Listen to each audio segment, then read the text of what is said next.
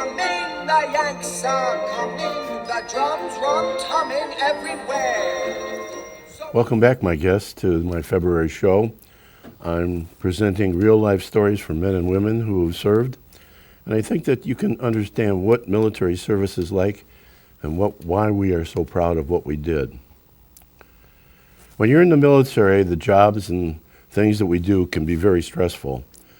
There's a group of men and women who we can go to for help, a person who listens to the things that weigh on our minds, who we can go to for help, for spiritual guidance also. These are military chaplains. It can be trying and stressful to be away from the people who care for you, and sometimes you're in harm's way. They are there to help with spiritual and emotional concerns. I'd like to tell you the story of 4 immortal chaplains. It's February 3rd, 1942, aboard the Army transport USAT Dorchester on the Atlantic Ocean during World War II. There were nearly 900 soldiers on board, bound for Greenland, where we had Army Air Corps bases that looked for German submarines. They were almost at their destination, and they would be there the next day. On board, there were 4 chaplains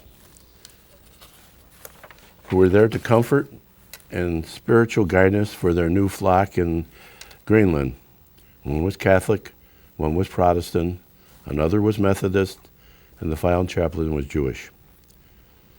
The captain of the ship told the people to make sure that when they went to bed at night, they wore their clothes, because there was always a chance of a torpedo attack, and they would need to get on the deck quickly. This was winter, and the ocean was close to freezing. The ship was in the path of the U-233, a German U-boat. The submarine fired 3 torpedoes at the Dorchester, and one hit and blew a major hole in the side, and it was sinking quickly. The troops sleeping below, many who had not listened to the captain, were all racing above. It was sheer panic and pandemonium. The chaplain stayed calm, began passing out life belts and calming the troops. Then the life belts ran out. Because the ship was listing heavily and turned on its side, they could not get the lifeboats and get them to be entered. The chaplains then gave their life belts to the soldiers there. And when they were all gone and passed out, it was certain the ship would sink quickly.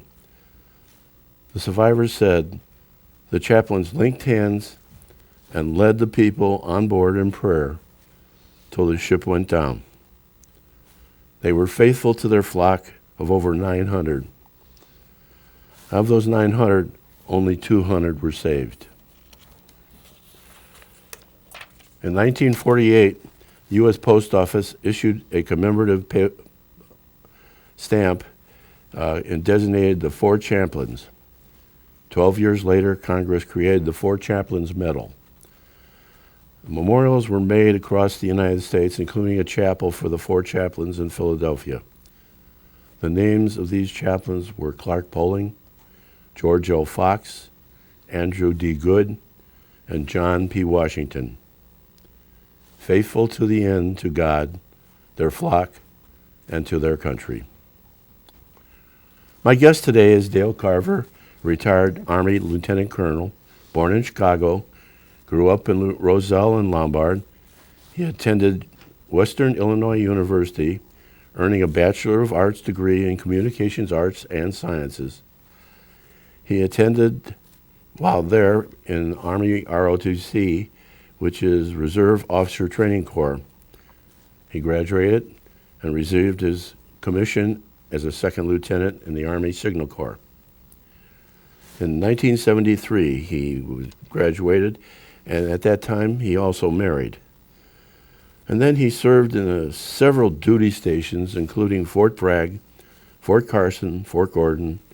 He also deployed to Germany twice and Honduras. He has received the Army Achievement Medal, South Carolina National Guard Commendation Medal, Joint Service Commendation Medal, the Meritorious Service Medal, and the Legion of Merit. He retired in 1993. Then he opened and operated Army Junior ROTC programs in Columbia and McCormick, South Carolina. He worked in shipping and production in Augusta, Georgia, and was the owner and employee of a handyman service in Martinez, Georgia. He relocated to Illinois in 2017 and became a member of a local service group called Veteran Voices. He was also appointed to the Orland Veterans Park Commission and was appointed chairperson from 2018 till 2022. He is married and has 2 adult children, a son and a daughter who is married to an Army aviation colonel. Welcome aboard, and thanks for coming on. Hey, Jim, it's good to be here. Good. What did you do in ROTC training in college? Well, at that time I was in what was called a 2-year program because we were deep into Vietnam and they needed a steady stream of officers. So we started by going to a summer camp at Fort Knox, and when we came back we had classes 2 hours a week and leadership lab 1 hour a week. We learned how to shoot rifles, we learned how to march, and we learned military history. In between junior and senior year, we went to another summer camp. This one was at Fort Riley, Kansas. And then back to classes, and when you graduate, you're commissioned. That's great. What tools or ideas that were valuable to you that you learned from the ROTC? I'd say the most valuable thing, Jim, was that our instructors were amazing. They were active duty Army officers. There were 3 stationed there, 2 of whom instructed us.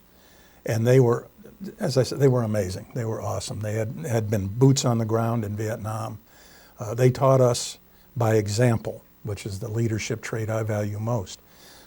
So Major Pattison and Captain Bischoff, and I still remember their names. They had to have had an impact.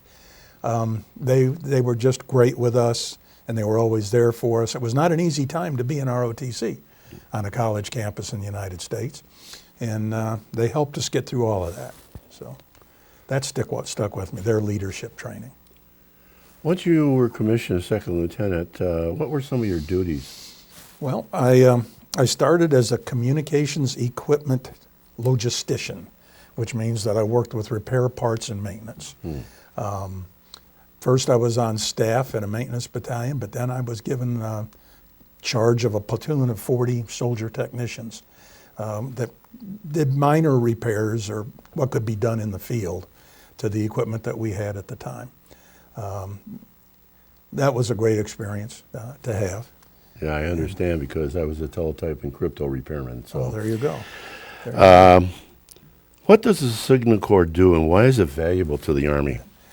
Well, it's something that's developed over a long, long time. If you think back, originally all there were runners, and things often didn't wait for the runner. And then, you came forward in technology to things like semaphore and telegraphy, but still things didn't keep up. By the time I came around, we were using wire communications and line of sight communications, FM radios. And it's just important because that way your commands and your orders and your operations can be communicated top to bottom more quickly, more effectively. Without that communication, things don't happen the way you want them to necessarily. Even with it, they don't always. But Right. Yeah. What people don't know is the Signal Corps was the basis of the Army Air Force. The first airplanes. Balloon flights were done by Signal Corps, and the first flights for the Army, they were attached to the Signal Corps. You served in several different locations during your deployment. Tell us about some of them, what the duties you had. Well, at Fort Bragg, when I finished being a platoon leader, I was made shop officer of what was at the time one of the largest Army maintenance companies. I had about 300 people working for me. And that was amazing. As a first lieutenant, I was a big fish in a big pond because nobody on post could do anything without me knowing about it, because if they were going to deploy somewhere, I had to send soldiers, I had to send maintenance teams. So that was fun, and it gave me a lot of opportunity to figure out how to work with people much senior to me. Because as a first lieutenant, almost everybody's senior to you, and sometimes knowing what they want is more important than anything else. I spent some time with the 2nd Brigade at Fort Carson, Colorado with the 4th Infantry Division. I enjoyed my time there because I got to build a team. They had come back from the National Training Center at Fort Hood having failed all their readiness tests. And the reason was failure to communicate. So the post-signal officers... The Signal Corps. Yeah. So the post-signal officer sent me down for a year and said, you have one mission. They're going back next July. They have to pass, or you're done. I said, okay. So I got to build that team, and we didn't miss a signal objective in that rotation. Well, one of the, dealing with your enlisted personnel, what did you find was worked, and what do you find that didn't work? What worked, the Army at that time was working on 3 types of leadership: delegating, authority, and participating. And what worked in my eyes was when you could choose the right style for the troops and the job they were doing. What didn't work was one type all the time, no matter what. Because sometimes you're not the smartest guy on the block, and sometimes it takes another set of hands, right? Just, to me, that was what it was all about, is knowing which style to adapt to the circumstances and the soldiers you were with. I'm sure you had some good NCOs. Oh, all of my success comes from my first assignment. I mentioned I was a logistician on staff. There were 5 officers and I think 11 NCOs and 2 warrant officers. I was the junior guy there. I mean, I don't care that they were NCOs. I was a 2nd lieutenant straight out of school. And those NCOs taught me everything they could about soldiering. And I feel like that set me up for the rest of my career. Just everything, fieldcraft, leadership, on boots on the ground kind of stuff. They were amazing guys. As you got promoted, how did your job change? It had mostly to do with amount of responsibility. I mentioned as a platoon leader, I basically supervised and led 40 soldiers. As a company commander, that number increased to 160 soldiers with a number of different missions. It wasn't just repair. Now it was installation. Now it was movement. It was a number of different things like that. When I got to be a major, I was a battalion operations officer, so I was responsible for the training and operational planning and execution for 600 soldiers every day, everything they did. And then as a lieutenant colonel, it was policy and operations on a wider scale. So it keeps growing. And one of the things that they tell you is, if we go to war, you're supposed to be capable of operating 2 steps up. So when I was a lieutenant colonel, theoretically, I was ready to go as a brigadier general. And I got to tell you, I'm not sure that was true, because that's a whole different ball of wax. But yeah. Well, and as you moved around your military life, how did that affect your families, especially moving from duty station to duty station? Jim, I was blessed, first with my family, my wife and my 2 kids. But second, I had a fairly stable career. My son-in-law and my daughter and their 3 kids have moved. I don't think they've ever been in one place more than 2 years, and many times not more than a year. So as he's in the 23rd year, I think they've moved 10 times. In my whole career, I only moved like 6. So they had the ability sometimes to stabilize, get to know people. Some of them are good, some of them are bad, in terms of your duty stations. I think we were fortunate in that everywhere we were, there was a good support network, good schools. In Germany, the Department of Defense schools were excellent. And I think it gave the kids a certain flexibility that other kids don't get. They learn how to make friends quickly. They learn how to adjust to different schools, different teaching styles. So, but what it meant for me was I always had a support base present, no matter what. Yeah. My wife was there at the end of the day. My kids were there at the end of the day. That does make a big difference. Yeah. You served in Honduras. What was that like, and what were your duties there? Well, my duties there, I was the senior communicating officer in Honduras for the United States. They called me the J6 at that time. First, it was the only joint operation or only joint staff I was ever a member of, which means I served with Air Force guys, Navy guys, Marine folks. And that was a neat experience because we don't speak the same language a lot of the time. So that was fun. And also, it was the only time in my career that everything I did was 100% mission focused. That's what we were there for. We were there to build a highway east to west across Honduras, and everything was focused on getting that job done. We didn't have meaningless inspections. We didn't have, all the other falderall that you get from a stateside unit. Right. It was a great experience. I wouldn't have given it up for anything. After you retired, you were involved in operating junior ROTC programs. Please describe what you did and what the programs entailed. Okay. Well, we taught freshmen to seniors, all of them. We taught them a curriculum of about 180 hours per year. We did all the things that we did in college, ROTC, physical training, drill, but we also taught classes in military history, first aid and life-saving, life skills. And sometimes you'd pick up a kid as a freshman and carry him all the way through to senior. And many of those would join the Army, and they'd have a step up on rank when they joined the Army. But I was also a regular faculty member. Mm-hmm. I had an assistant. My first assistant was a sergeant major. My second assistant was a first sergeant. I call them assistants. They weren't assistants. They were co-instructors. Right. Okay. And we worked together, and we would form a team. We'd go to competitions, drill and rifle ceremonies, and color guard, and basically just trying to help the kids get through what we all, I think, will look back and agree is one of the toughest periods in your life, going through high school. Right.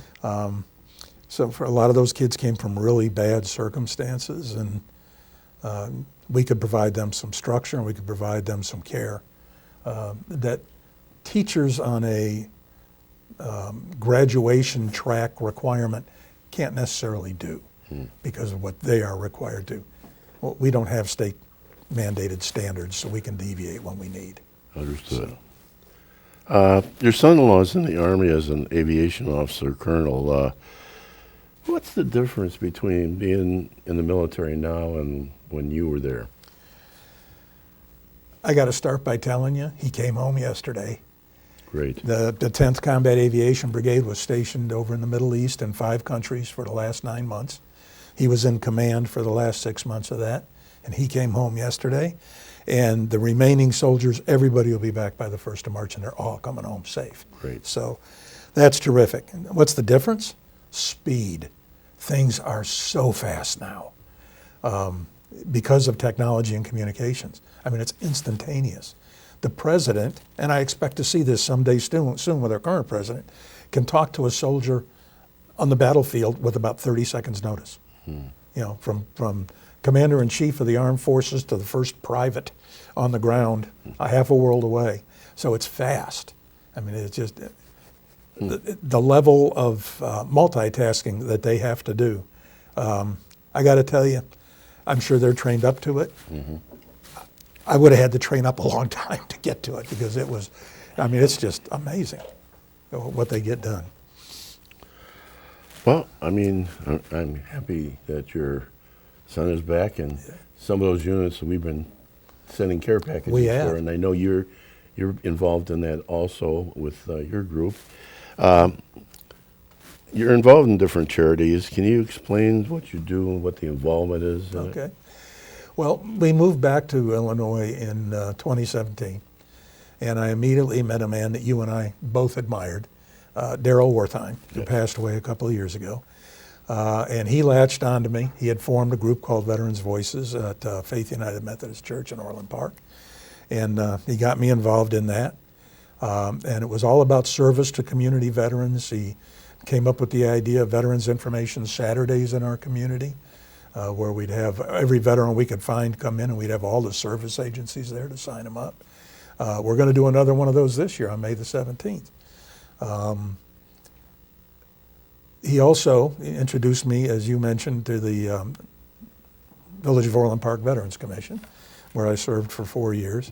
And he was the one who originally came up with the idea, I think, could have been him or our friend Tom Duvelby, that we needed to do along the same lines of what you did. We needed to reach out to our soldiers. At that time, you were having some really serious problems, and if things hadn't gone well as they did, we wanted some group to be able to step in and do what you'd been doing. So it was driven by a desire to support Jim Kruse's mission, okay? But we still do it. We shipped yesterday, 54 packages, 45 yesterday, 9 will go out today, all over the world. And it all comes from your example. And so we can't thank you enough for that. The troops just love it. We hear from a son-in-law all the time. And from the chaplains that are over there and the troops themselves, you know, how good that is. So, and then we just try, we have a Veterans Emergency Assistance Fund in our group, and people at Heinz call us, people from, you know, other organizations call us and say, you know, we've got a veteran that's transitioning into living alone and needs some furniture, needs some linens, needs some pots and pans. And we work with a couple other organizations and try to help provide those things, so. My father-in-law is out in Manteno, and I know that your group, Veterans Voices, helps the troops at Manteno that are retired, and it's tough for a serviceman or that who at the end of his career has no place else to go, and they do a good job, and they really depend on support from different charities. Yeah, we were out there 2 weeks ago, and we took some supplies that they needed, some warm clothing for the larger size guys out there, some snack foods, and then we spent about 45 minutes helping the residents there get to chapel in the afternoon. They have a Protestant chapel service on Thursdays. Help them through the chapel service. Many of them have physical problems. They can't handle a hymnal or whatever, so we'll do the hymnals for them. It's a great service, and then when it's over, we help them all get back to their wings and their rooms. And we're going to start doing that on a regular basis. Our board meeting is this week, and we're going to sit down and figure out a schedule where we can do that. For anybody who hasn't been there, it is an amazing, amazing place. It's one of the older ones. It's not as new as the one in Quincy, but it is amazingly well run, and the men there are cared for just on a level you wouldn't believe. And but they, as you said, they can use all the help they can get. Yes.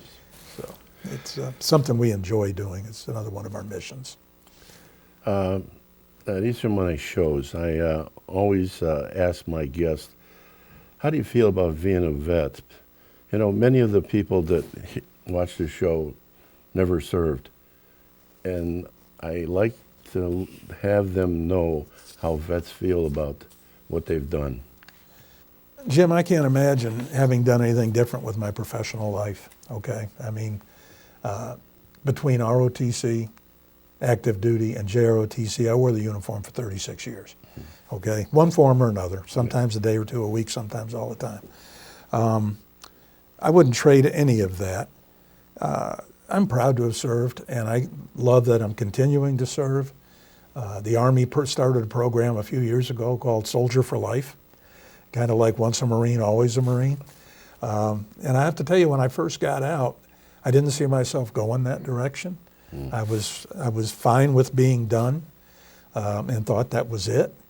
But after moving up here and after Darryl putting the leash around my neck and dragging me into all these things, I am proud to be a veteran. I'm proud to put on these types of things. I'm proud to help educate the next generation. You know, we go out on the military holidays and go to the schools along with the VFW and the American Legion, and there is absolutely nothing about it that I don't like.